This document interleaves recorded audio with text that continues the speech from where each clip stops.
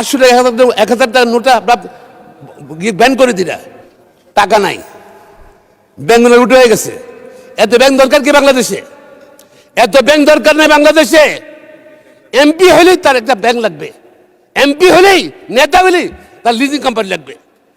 Practice বন্ধ করতে হবে, ব্যাংক কমে ফেলতে হবে।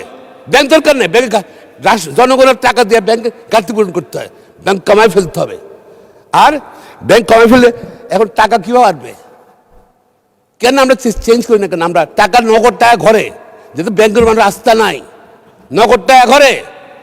এবং যারা স্বৈরাচার ছিল টাকাটা তারা গোছায় রাখে, নগদ টাকা ফেলে চলে গেছে এবং ঘরে ঘর টাকা আছে, কিন্তু ব্যাংকে রাখে না মানুষ।